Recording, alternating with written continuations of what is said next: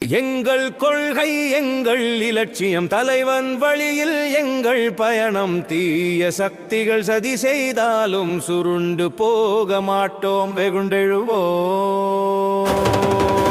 தலைவன் வழியில் தமிழகம் தலை நிமிர்ந்தாலும் பொழுதும் உழைப்போம் உயிர் கொடுத்து காப்போம் தமிழகத்தை